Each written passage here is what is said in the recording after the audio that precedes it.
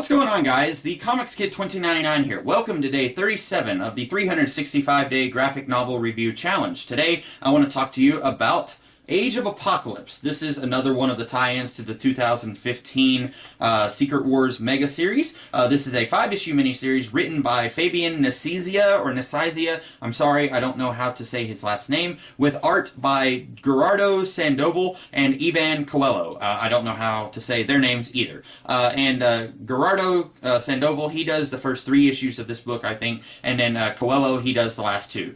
This is another one of those minis where they weren't able to get one artist to do the art for the entire miniseries, so they got 2 artists. I still don't really like that. This is actually an instance where I'm not really crazy about either of the artists. Sandoval, his work reminds me a lot of Humberto Ramos. So if you like Ramos's artwork, you're going to like Sandoval's artwork. Me, sometimes I like Ramos, sometimes I don't. In this case, I did not like Sandoval's art, so you're probably going to like this book if you like Humberto Ramos's artwork normally. And then Coelho, I like his work better than Sandoval's, but it still wasn't really hitting me in the right spot. And there was one thing that really took me out of this book. It's a little bit of a nitpick, but it still kind of distracted me since I was reading this book all in one sitting. But for the first 3 issues, there's a character in this book who has a costume that is very much like the costume that he had in the original Age of Apocalypse storyline from the 1990s. And then, in the last 2 issues, drawn by a different artist, he's suddenly wearing a costume more reminiscent of the costume he wore in the mid-2000s. And it's a nitpick, but it took me out of this story. I did not understand why suddenly just this one character is being designed totally different. Everyone else looks the same throughout this entire book, except for that one character. I thought that was a little weird. I didn't understand it. And yes, it is a nitpick, but it still took me out of the story. And you'll find that a lot of what I did not like about this book, and I will go ahead and say I really didn't care for this book, you will find that a lot of what I did not like is nitpicks. But if it's just one nitpick, and other than that, I think a story is pretty good, I will let the nitpicks slide. But when you have 10, 15, 20, 25 nitpicks, it starts to become a huge problem, and I can't just let it slide. Even if it's a whole bunch of little things that I don't like, it still all adds up to me just not liking a book. And in this case, I really didn't like this book. I think the biggest thing that I didn't like about it is that this book, it looks like the Age of Apocalypse. It has some of the same set dressing as the original Age of Apocalypse. For example, Wolverine, you can't see on this cover, but Wolverine is missing a hand in this book, just like he was in the original Age of Apocalypse. Cyclops is missing an eye, just like he was in the original Age of Apocalypse. But these characters, just because they look like they did in the original Age of Apocalypse, and the setting is sort of similar, it doesn't mean that this feels like the original Age of Apocalypse. What I want from these tie-in minis for Secret Wars is for something to kind of feel like the original story, but do something new. That's what Inferno did. It felt like a sequel to the original Inferno, and the original Inferno is a story that I don't really like, but then the Inferno tie-in miniseries for Secret Wars was actually something that felt like Inferno, but it also felt like something new and interesting, and something that I ended up enjoying. E is for Extinction, which I talked about yesterday. That is something that felt a lot like Grant Morrison's New X-Men run. It had a lot of the same elements as his New X-Men run, but it did a lot of different stuff that he didn't do in his run, and so it felt new and innovative, in my opinion. This, I don't really feel like it accomplishes that. It doesn't feel like the original Age of Apocalypse, even though it looks a lot like the original Age of Apocalypse.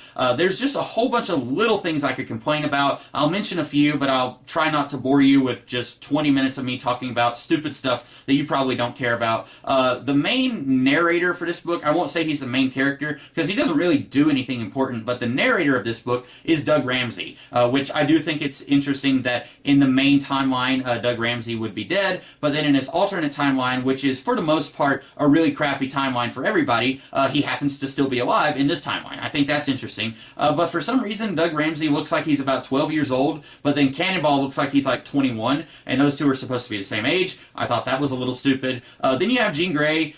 Spoilers, she has the Phoenix Force in her. That doesn't make any sense because this is supposed to be a world where Apocalypse has been the ruler for about 20 years or so, and Jean Grey never would have gone into space to get the Phoenix Force in the first place if Apocalypse has been the ruler for 20 years.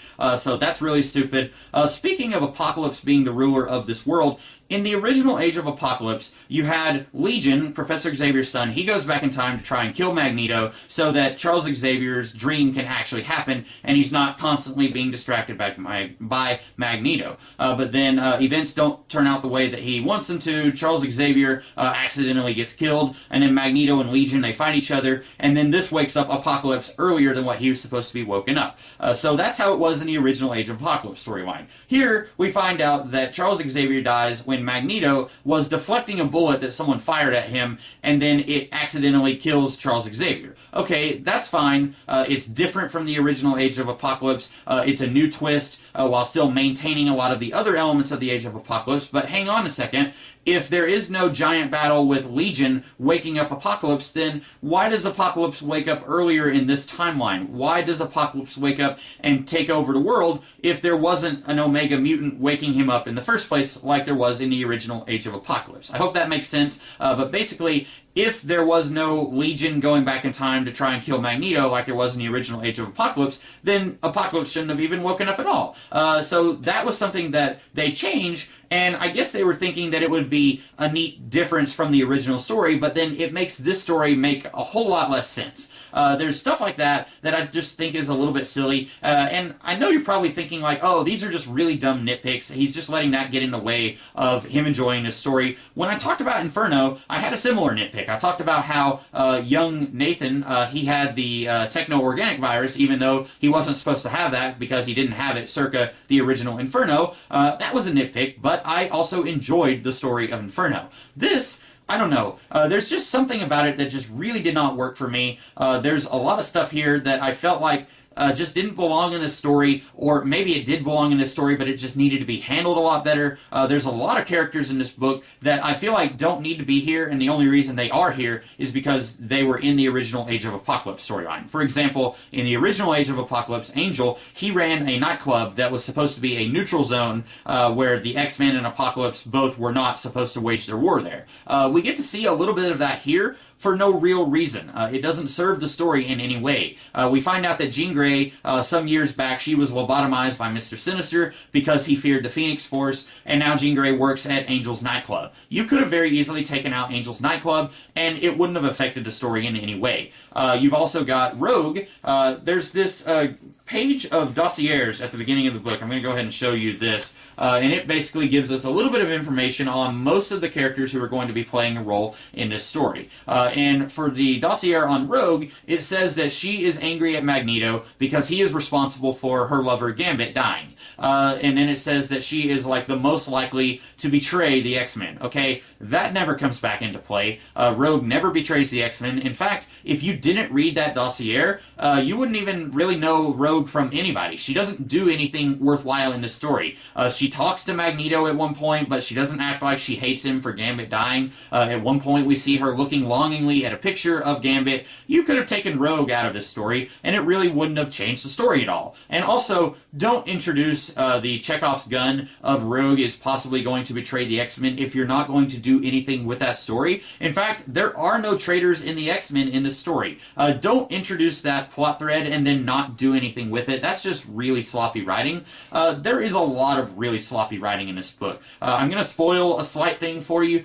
This book brings the Legacy virus into things, which is another element of the X-Men comics from the 90s, although it was never part of the Age of Apocalypse. But here, we have the Legacy virus, which the humans are going to try and use to wipe out all of mutant kind. For some reason, it acts much, much faster here than it ever did in the main Marvel Universe. But the Legacy virus, I felt like, was a weird introduction into this story. I didn't really feel like it fit in the Age of Apocalypse type world. I didn't really need that here. It's a big part of the story, but I really wish they hadn't gone to the Legacy virus here. Or if you were going to do it, then have it be more like the actual Legacy virus. I also don't like that Apocalypse, who is in theory supposed to be the big bad of this universe, he is in maybe 3 pages out of a 5-issue miniseries.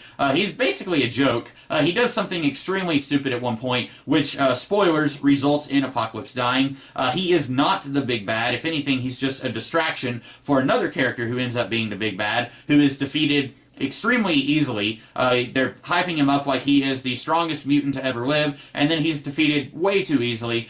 This book is just a steaming hot pile of mess. It is poorly written. I don't care for the artwork. A lot of the ideas just aren't very good ideas, or if there are good ideas, they're just executed very poorly. I would have to say, unfortunately, this is probably my least favorite out of all of the Secret Wars tie-ins that I've read so far. It just doesn't do anything that I actually enjoyed. I have a lot of nitpicks about it, but mostly I feel like a lot of my complaints about this book are valid. I would even say that Angela Witch Hunter, which was a book that I had a lot of problems with, that's even a better story than this one. I really feel like this just doesn't do anything right. I really regret buying it, which is something I don't often say, and that's not a slight against any of the people who worked on this. I think that Fabian Nicieza, I don't know, he's done some really good stuff, or at least stuff that might not necessarily be good, but stuff that I've enjoyed a lot in the past. He's worked on books that I've really enjoyed immensely before. This just is not one of them.